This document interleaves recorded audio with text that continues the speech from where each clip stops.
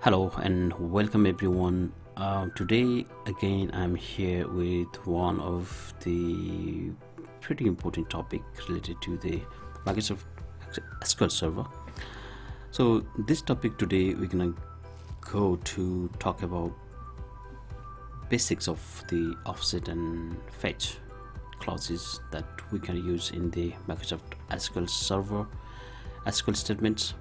Basically, for the fetch queries, we can use this to limit the number of rows in the query. Also, this is very useful to implement the pagination.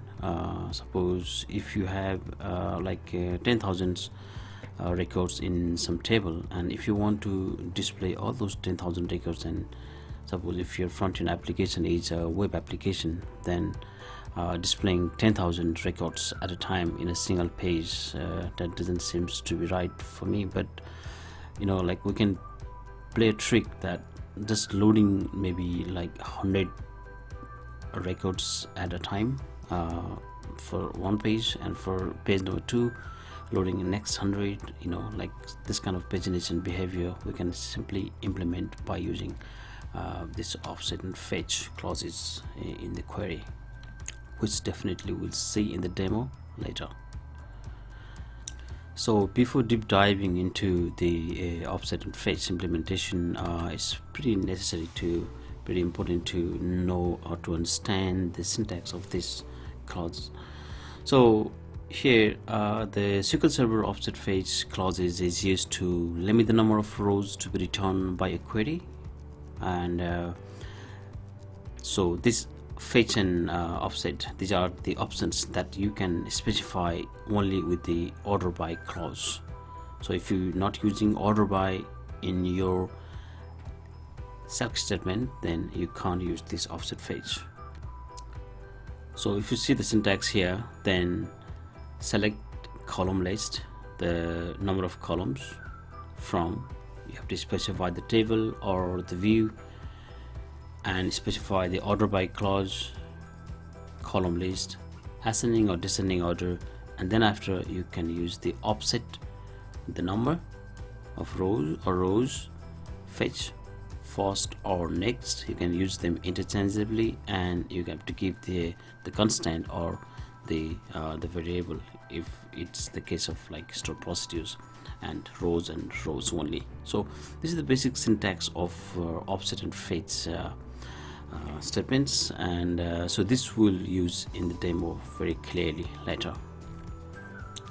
So first of all, the offset specifies the number of rows to skip before returning the real number of rows from query, where this offset is, it may be a constant or it may be any other numeric value which is greater than or equals to 0. For example, as I have mentioned before earlier, this can be compared with some of the pagination activities, pagination feature, and in the pagination context, this offset is very much similar to the page number. Means like how many rows you want to skip. So it's not directly resembles this, but it's somehow similar. This we'll see in the demo. So here in one small select statement, this select statement is selecting the product name and the quantity per unit from the table products, order by, quantity per unit, and product name. And here you have used the offset 5 rows. So this means when this query executes, it will ignore first 5 rows, and whatever the rows it will return, it will return only the rows from 6th. So it will completely ignore the first 5 rows here. So that's what we have the the offset.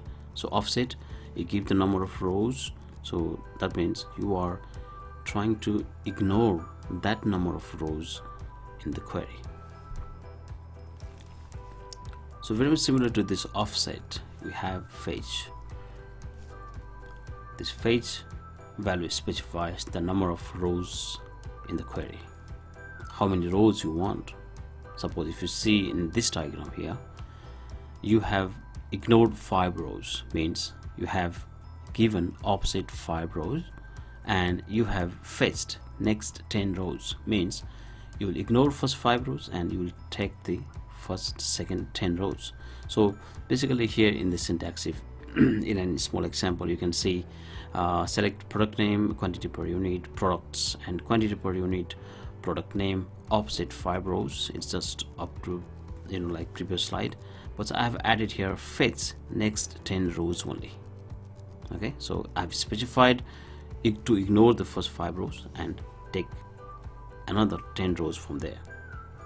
So in pagination context, fetch row count is almost similar to the page size, how many records you want to display in a page, and this fetch always executes after the execution of offset, because you need to leave the number of rows first to fetch the next rows.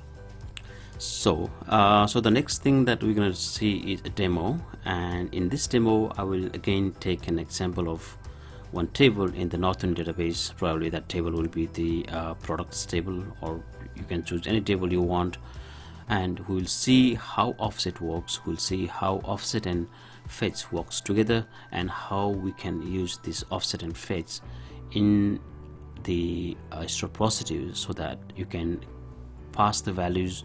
You can create some of the variables for the paginations, like page size and the page number, and you can display the data according to that. So we'll see all of them. So here I will be using the Northern database, as I've already mentioned earlier. So here in this table I do have this products table. So if I see the number of rows here, then yes, I do have here like 77 rows in this table. So I will make use of this table to demonstrate how the pagination works and what are offset and fetch. Okay, for that let's create one new query based upon the Northern database. This Northern database, make sure it's selected, or you can use however you like. So my first implementation, my first demonstration will be just the small select statements. So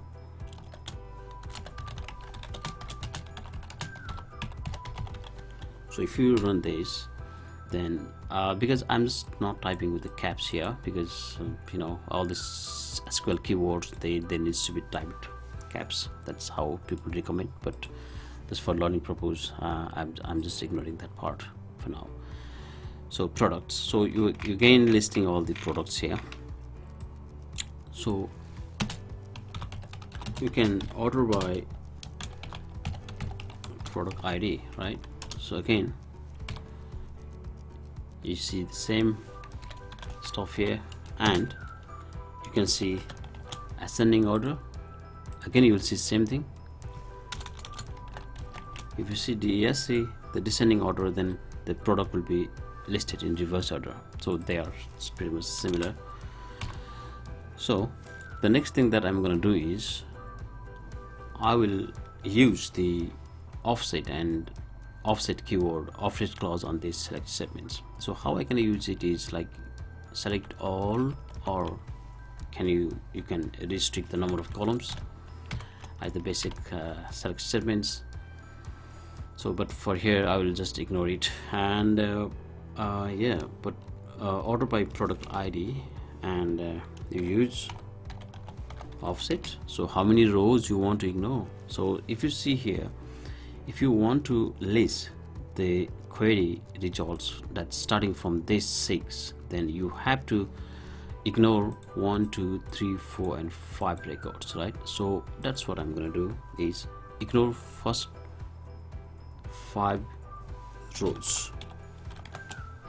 So what I would expect here is I would expect the first 5 records to be ignored, and the result sets, the record sets starting from 6. So let's try this. So it's starting from 6.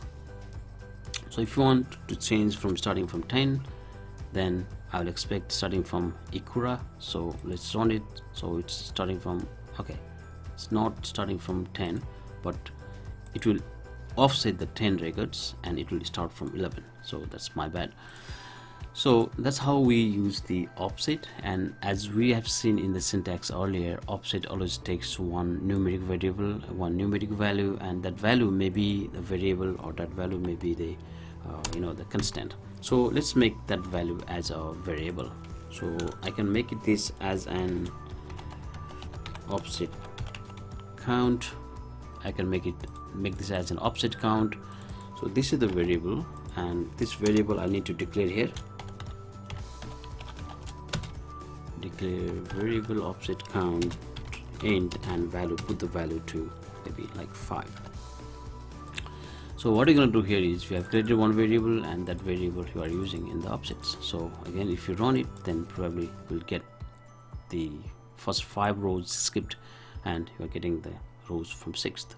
So that's how we can use this offset here. So here I am pretty much limiting the number of rows returned by this query.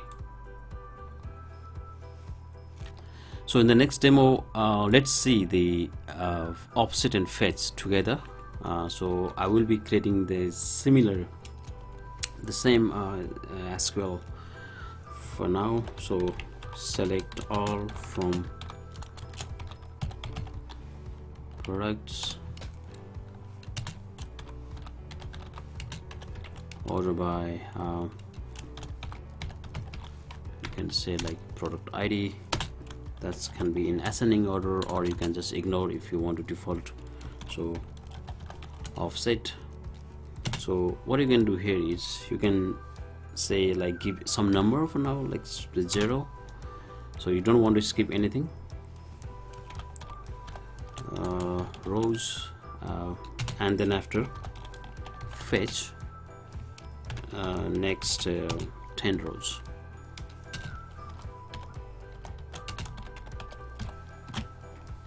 Okay, so if you do this and if you run this activity, then what it will do is it will not offset anything, but it will fetch the next 10 rows. So let's see what we have. It will get the very first row and up to 10th. So if you count them, then here we have the 10 number of rows are 10 up to Ikura, right? So now let me change this as an so this is basically a page number, as I've mentioned earlier. So that's what we're going to replace. So let's create here 2 variables. So you can say page number, and that's an int and equals to page number is suppose maybe 1. So I'll create another variable, the numeric variable, and probably this will be the page size. So you want to display like 25 or like 10 records in a page.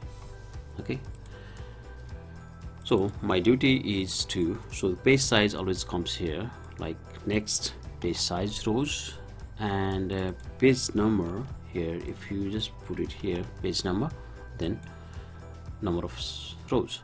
So now if I run this, see I do have some records here, but you can see some of the records are skipped. The first record is not there because you are starting from 1, and there are some trick, because since the page number is 1, the number of rows that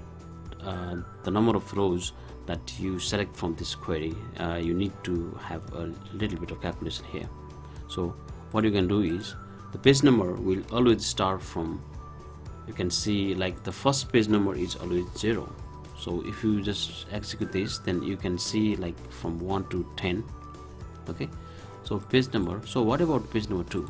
So if you want to return the page number 2, then it doesn't work, right? It so just, if you see here, it's just ignoring the first 2 records. Okay, so that means here this page number should be the current page number, this current specified page number minus 1. Okay, so this should be the page number here. So now if you see this one, then you don't see any changes here, because you are again offsetting only this many rows. You need to offset the number of rows, means like this value times page size here. So if you make it here page size, then now it works exactly as expected. So if you give here page number 1, then it will list from 1 to 10. If you give here the page number 2, then it will list page number 11 to 20. So if you page number 3, then should be like 21 to 30. Okay, so if you say like page number 7, then you'll see 10 records again. And if you see like, because I know here this table contains like 77 records. Okay, so if its page number is 88, then I expect only 7 records here.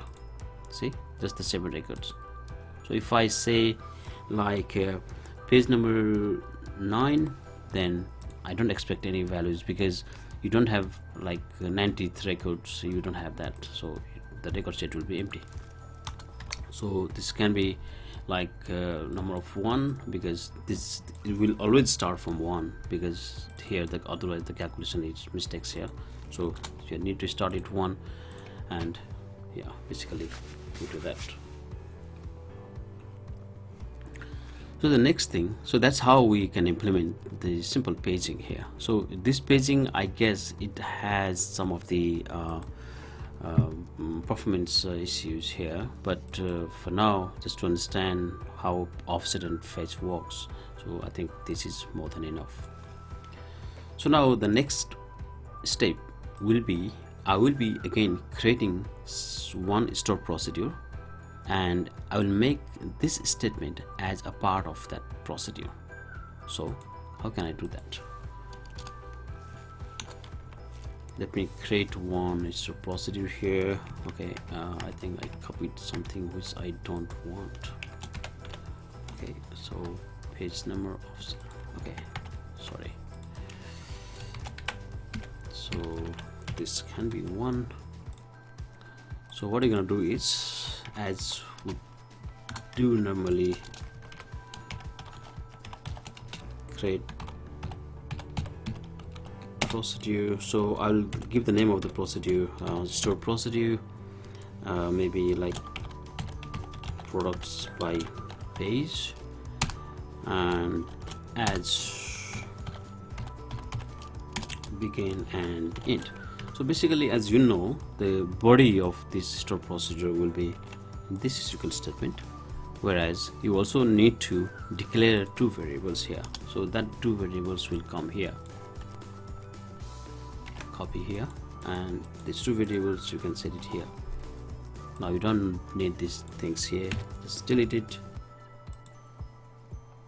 So now here, if you see, create a procedure sp products by page, as you're creating the 2 variables. One variable is for page number as earlier, and another is for size.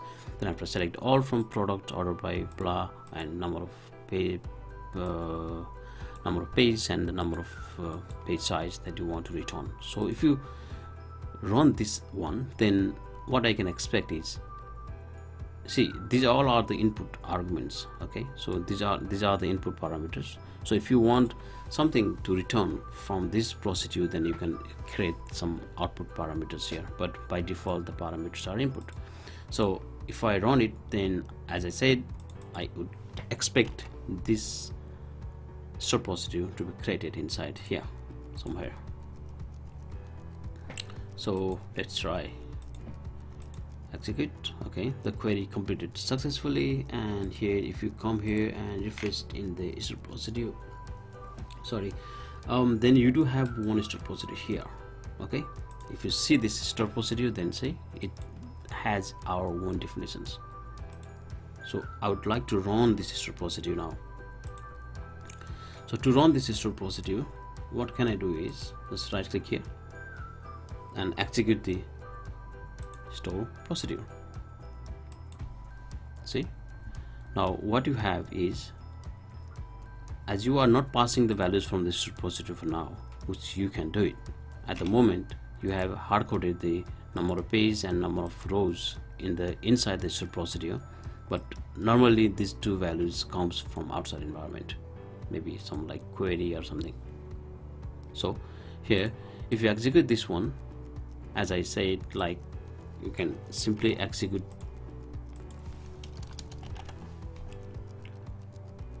this stored procedure like I do from here. So if I just do it, then you can execute that stored procedure and you have like 10 records here. So to execute this stored procedure again, you can create it from into here, and basically you can run the stored procedure like this. But in this scenario, we don't have any values here. In page number you don't have value, but that I supposed to be pass it from here like 1 and 10. So for that, these two are the input arguments. So this stored procedure should be created in such a way that it takes an argument. So to create that, we can put it here.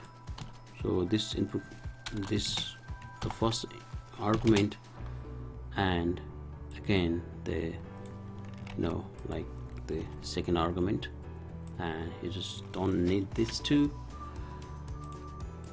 Okay, now if you run this, okay, first of all let's run this stored procedure.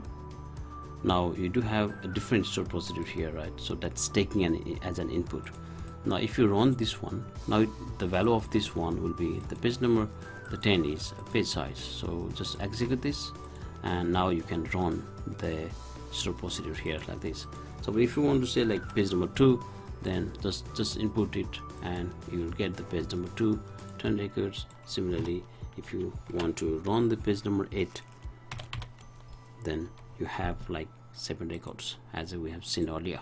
So that's how we can create the stored procedure, and we can, the stored procedure capable of taking the input from outside environment and just using the offset and fetch clauses within that, so that we can easily restrict the number of rows that's returning from that query. Alright guys, I think I cover all I have for today. Hope you like it, and please feel free to share among your friends so that they can get the same benefits as you did. So just don't forget to leave any comments if you have, or because that will provide an opportunity to grow me as well at the same time, so we'll grow together. So see you guys in the next video. Thank you.